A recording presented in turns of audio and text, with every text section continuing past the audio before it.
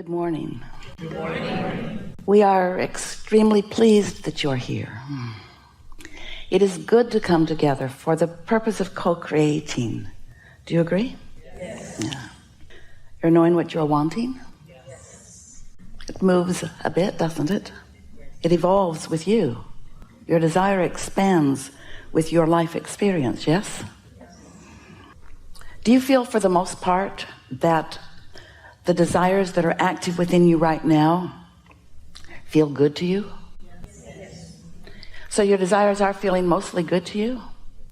That's good, because that means, vibrationally speaking, that you're not far from them. In other words, you're believing them more than you're doubting them. You're expecting them more than you're worrying about them not coming.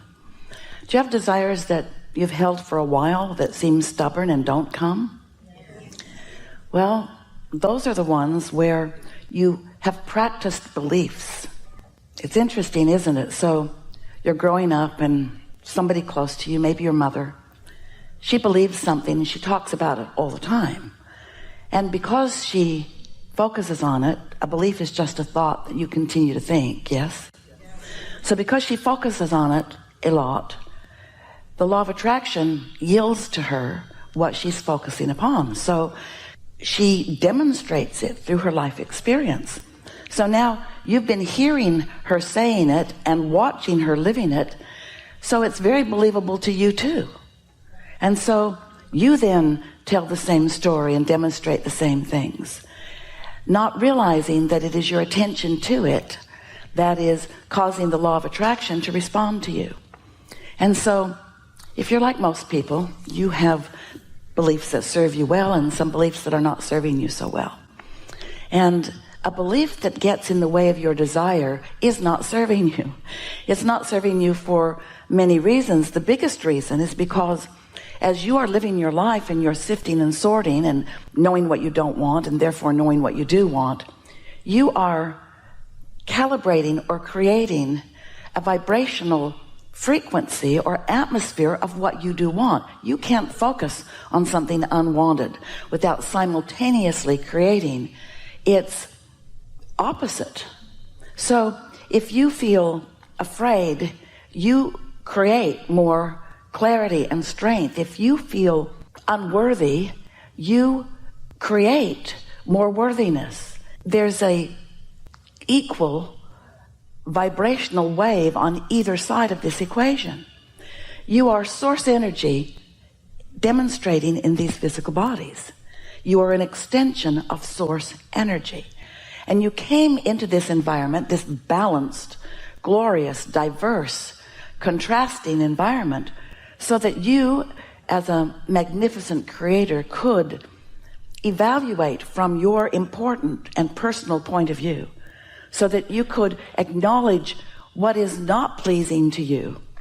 And in the same moment, you would begin acknowledging what would please you. But the thing is, with you and your physical perspective, when you are really aware of what you don't want, you are so aware of what you do not want that you're not aware of the other side of that equation.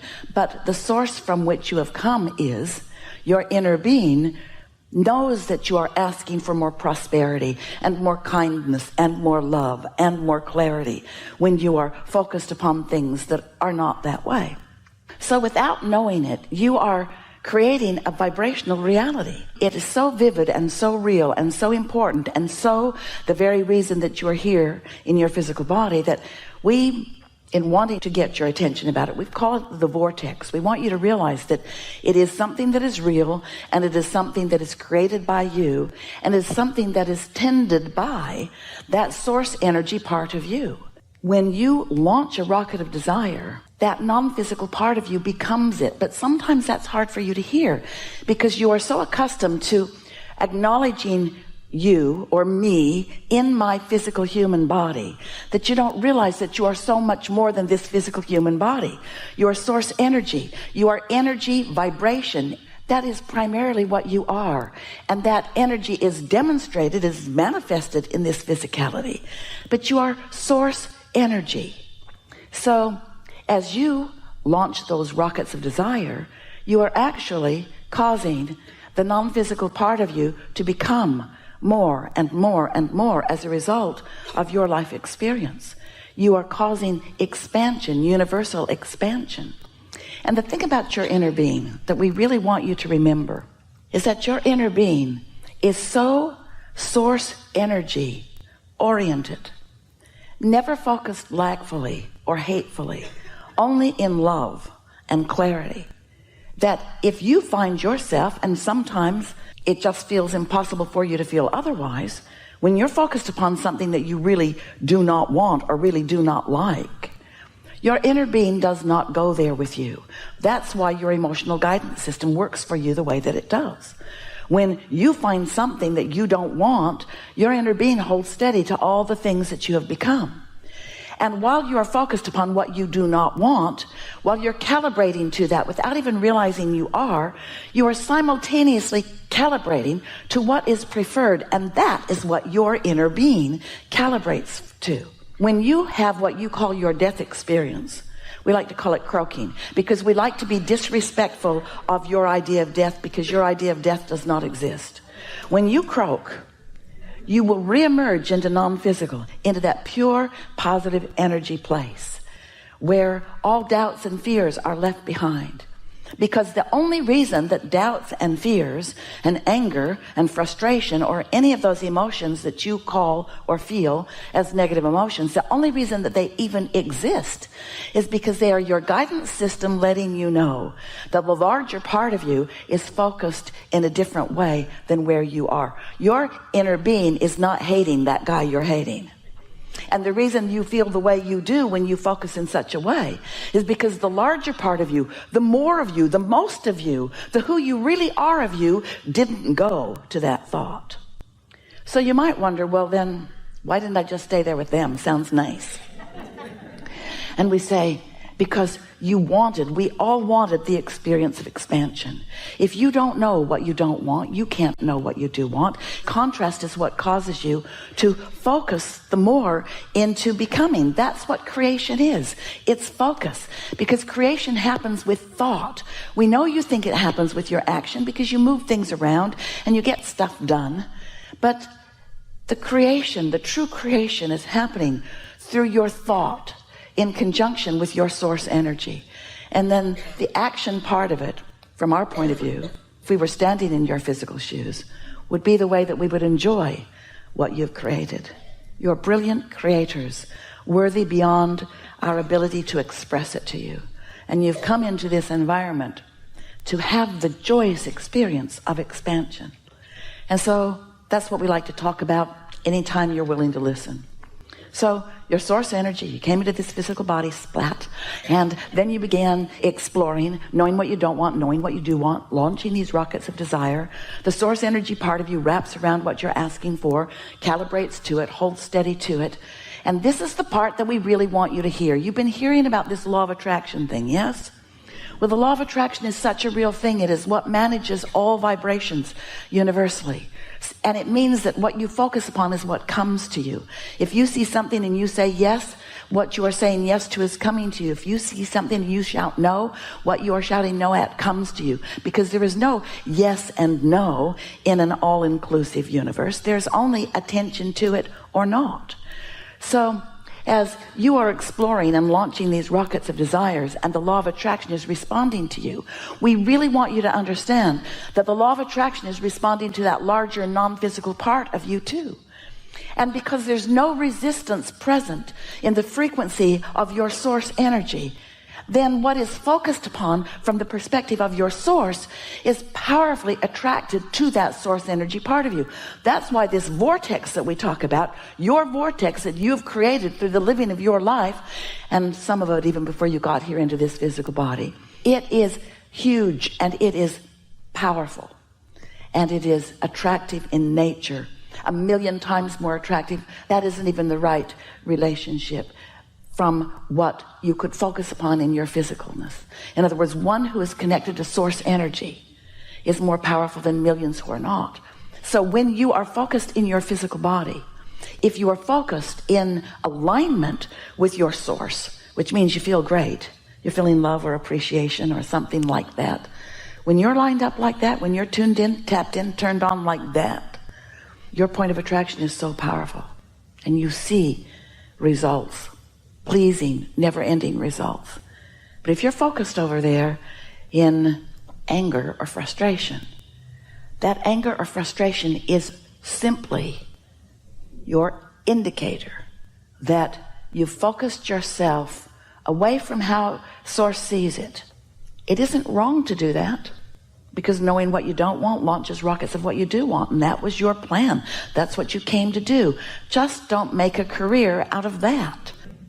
We call that step one. Step one is ask, and you can't ask for something until you've evaluated and come to your own important personal conclusions about what you're asking for. And when you ask, step two is it is given immediately. And the reason it is because when you ask, you launch the rocket. When you launch the rocket, your inner being and law of attraction get all over it. And the vibrational beginning of your desire happens. The next step is really what we focus upon in these gatherings.